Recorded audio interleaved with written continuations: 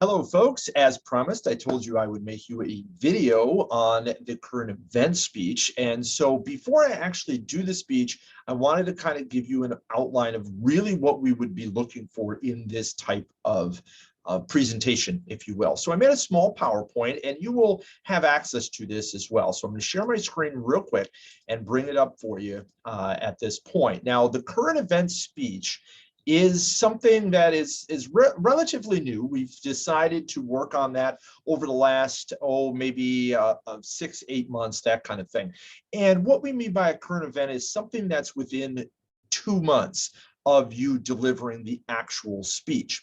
Now, the one that I'm going to do for you is an older article, and I did that on purpose because I didn't want you to feel like I was taking away the thunder or taking away your resources available to you as you made the actual speech. Now, a couple of things. Let's move on to the second page. The current event speech is worth a total of 25 points for our class, and it's going to be fairly short, probably 2, maybe 3 minutes, maybe a little longer, but not much more than that. The timing itself will only be there so you get used to it, not as some sort of determination of whether or not you were successful with the speech. Okay. And so again, look for something over the last couple of months, and it could be really anything that you want. Maybe there's a new movie that's been released.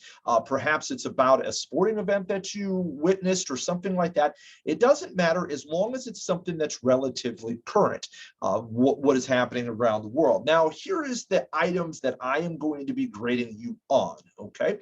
First off, the attention getter. What is an attention getter? It is a way to grab the audience so that they're interested in what you're about to say. Now, this can be a variety of things, and we'll get into it further as the semester unfolds, but suffice it to say, sometimes it's just a title, something that you'd say right away, a way you would open up, and then everybody's like, hey, wow, well, we got to listen to this. I got to hear what this has to be. So some sort of attention getter, something that can bring the audience into your speech. The second thing that you're going to want to do is you're going to obviously introduce yourself. That should be straightforward. I don't think it needs much explanation. You can say something to the effect of maybe your year in school, or maybe something about your background, like I'm a journalist major or something like that. You can do that, but as long as we know who you are, you want to make sure you do that. Another thing that you're going to want to do is to establish your credibility. Now, what does that really entail at this point? As we build further and further along through the semester, you're going to see certain elements that we can do this. At this point, really what I am looking for is you to cite your source. In other words, tell us where the information came from. Not necessarily where you made it up. You obviously want to tell us where it came from. So that could be as simple as saying, according to the Los Angeles Times, or according to John Smith, who writes for the Chicago Tribune. That's fine, as long as we know that it is not an original thought, it's coming from another area. Either way is absolutely fine. You're going to introduce your topic. And now I know that sounds a little redundant because you've already given us an attention getter, but this is a little different. This is where you're going to say, okay, today I want to tell you about a situation that happened in wherever. That way we know what we're about to get ourselves into. It's a great way of establishing a rapport with your audience, and it's something that we want to do no matter what type of presentation we have. Then you're going to look at a couple of ideas, and what you would do with this is you're going to say, okay, I'm going to tell you about this, and this is kind of what happened to these people, or this is what happened in this particular event. That way we have an idea. Previewing what's going to occur is a good way for the audience to know where we're going, but really it helps you as a speaker, because what it does at that point is it structures it right for you, and you say, okay, I'm going to talk about this, this, and this, and then that's really what you're going to do. You're going to go through this, this, and this. It's actually very, very simple. If I'm going to tell you I'm going to talk about editing, sound, and cinematography, then I go through and I hit on editing, sound, and cinematography. That way I have an organized speech. The audience can follow me, and it's contained. It's very well. It doesn't give us a chance to kind of free flow or anything like that. It's very structured. Remember, Quintilian told us that we have the ethical obligation to not waste the time of our audience. And so by previewing the ideas and then hitting on those main points, guess what? You didn't waste time. You told them what you were going to say, and then you did it. So that's awesome, right? Okay. Then once you're done, it's always a good idea to kind of recap or kind of come back around and say it in some sort of way that shows that you're wrapping up the speech. We want to know that. We want to know you're getting there. If you happen to be building towards some sort of little humorous ending, this is where that punchline comes in, or this is where that moment comes in. Or as most of you probably know, when you watch me, you say, okay, this is where the bad pun comes in. But that's the point. We want to have that available to us at the ending. We then always offer some sort of goodwill statement. In other words, a thank you. Thank you for listening. We appreciate you coming out today. Something like that, that allows the audience to feel, okay, I am done. Maybe this is the time to clap. It's whatever you want to do, but give us that goodwill statement along the way. And then, of course, what you are going to turn in for this particular assignment is a basic outline, just basically what you want to talk about. It's really your preview of what you were going to say and then your ideas. So that's pretty good. And then some sort of bibliography or some sort of source list. Where did you get this particular piece of information? It's very straightforward, folks. This is a package that you can apply to all of your speeches as well. And that's kind of why I'm having you do that. I want you to understand the process, and you can manipulate it a little bit based on your own feelings, but you get the basic idea down. It's like teaching somebody how to hit a tennis ball, right? Get yourself sideways, get your knees bent, step into the ball. And then as you develop and as you get better, you start to realize how this actually works and how it fits into your skill set, and then you get better and better. So that's how we're going to work it. So that's our idea. That's your current event speech. This is also on the assignment page. I just put it into a video format for you. And so go ahead and check it out and look through it from there.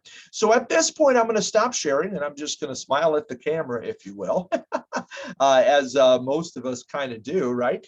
And I am going to give you kind of an idea of what I want to talk about, something very similar to what I'm looking for as we go through there. Again, this is just meant as a way of possibly just helping us understand the elements that are necessary in a speech, and also along the way some of the fun things that we're going to do as we get in further along this semester. Okay, so here we go. This is an example of a current event speech that you will deliver for this speech class this semester. Here we go. Okay, ready? Naked drunks ride through a car wash. Okay, there's your attention getter right there. That's what I've had. So I want to welcome you to listening to me today. My name is Jim Stockwell. I teach Introduction to Film and Introduction to Speech here at McHenry County College. Now, as I was scanning through the internet the other day, I found this particular article on UPI, United World Press International, and it was out of Abbotsford, British Columbia, which is up in Canada, and it was published in April of 2012, so it's a little older, but that way it fits into what we want to do, okay? So here's what happened. There was 3 young men, and they were detained by local authorities when they found them in a car wash. So that's really kind of what happened here. So I'll give you a little bit of the overall picture. Basically what happened was there was local neighbors around a car wash who heard some screaming, and so they called 911 up in the area, and the police responded to the call to that car wash. And what happened is when they arrived, Constable Ian McDonald was the individual that got there, and he found 3 23-year-old men getting dressed outside of a car wash, standing by a shopping cart. And so as it turned out, what happened was is they had obviously taken off their clothes, all got in the shopping cart, and then went into the car wash. And of course, as the car wash increased its intensity, they found it to be a little bit painful. And so therefore, they started screaming, and that's what alerted local people, local residents around the area. And so McDonald said that he doesn't know if they actually picked typhoon or super typhoon, but either one of those would obviously leave you with a few marks on places that you probably don't want marks, that kind of thing. The police eventually did issue warnings, but they didn't charge the men. It was in April in Canada. It was probably cold enough at all. And he did say that they were probably fortunate that they didn't select a hot, wet cycle. But, you know, as in recap, that's what it was. They got undressed, got in a shopping cart, and tried to go through a particular car wash. As you might say, though, since they did not get any tickets, they made a clean getaway. I thank you for listening, and I hope you have an absolutely wonderful day. So there you go. That is a example of a current event speech. Find something on the internet or in a newspaper or something like that, rewrite it into something that can be a little bit more verbalized, and then share it with the class, and we will look forward to seeing it come next week. Thank you very much, and hope you have a wonderful weekend, and we'll see you in class. Goodbye.